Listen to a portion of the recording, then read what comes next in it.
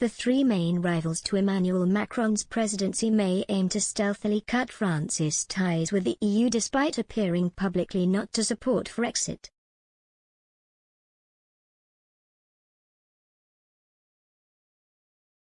French magazine Challenges stated yesterday that all three main opponents to Mr. Macron have to pretend they will be able to impose their proposals on the country should they win, despite being incompatible with EU regulations.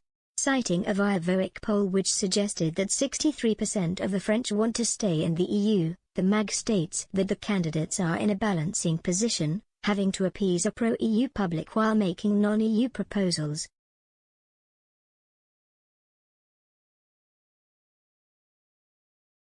This balancing act has been described as a hidden Frexit. All three candidates have made their distaste for the EU abundantly clear across interviews and tweets, despite not calling for Frexit in the run-up to the election.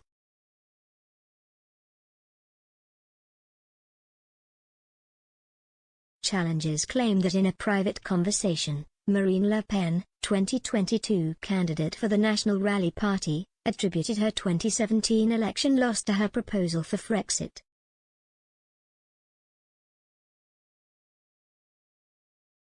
She now says that for France, leaving the EU is no longer a priority.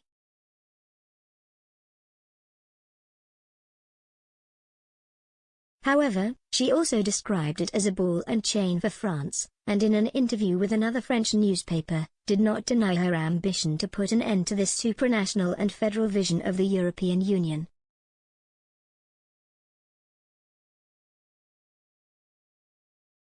She added, "The EU works as a sort of sect that cannot be left without triggering quasi-religious condemnation from its leaders."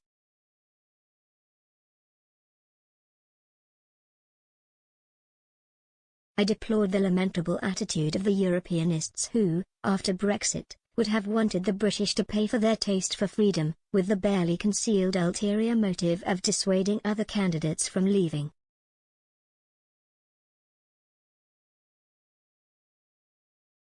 It's a machine for methodically crushing the identities and sovereignties of the nations that compose it.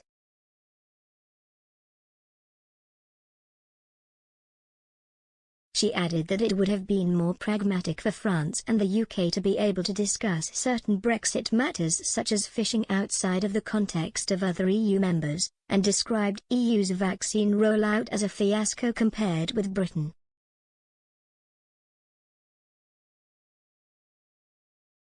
Ms. Le Pen, who was ranked by Politico in 2016 as the second most influential MEP in the European Parliament after President Martin Schulz before she left in 2017, currently states she will try to change the EU from within.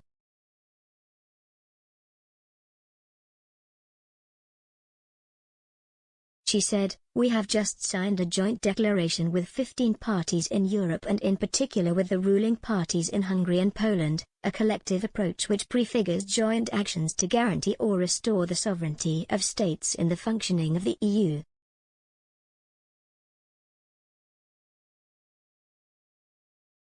"We believe that France's interest is not to leave the EU, but to change it from within."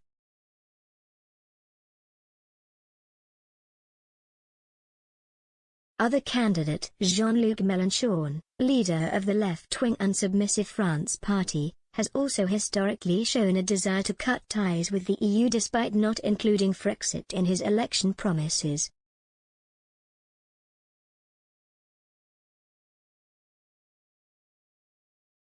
In September last year, he stated in an interview with Le Figaro that France is locked in European treaties which mean that those who govern no longer have any margin of action.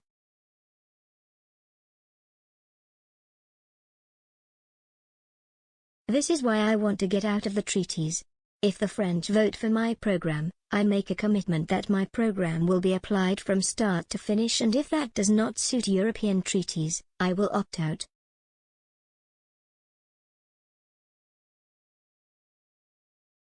Far-right candidate for the Reconquest Party, Éric Zemmour, who was yesterday fined €10,000 (£8,350) for hate speech after describing unaccompanied migrant children as thieves, rapists and murderers, is in a similar position.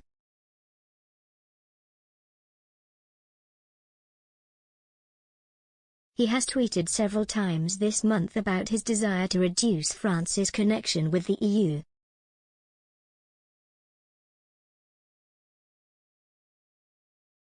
He said, "Emmanuel Macron and Valérie Pécresse are European federalists. They think that we should give more and more sovereignty to Europe. I think the opposite."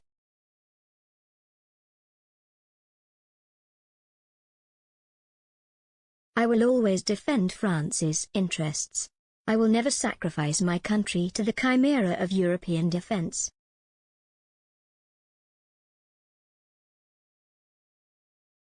Despite this, Mr. Zemmour has not committed to Frexit as a campaign proposal.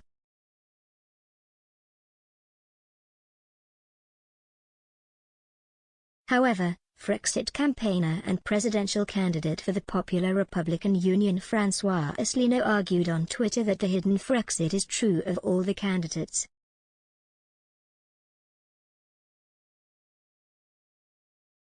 He also argued that the presumption that Frexit would be an unpopular suggestion due to current polling is inaccurate.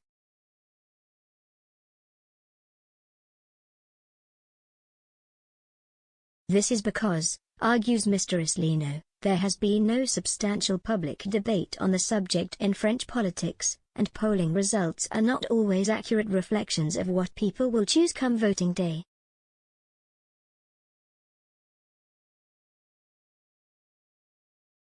He said of Challenge's conclusion, "It is by fear of media censorship that they prefer to manipulate the French rather than telling them the truth. Zero respect."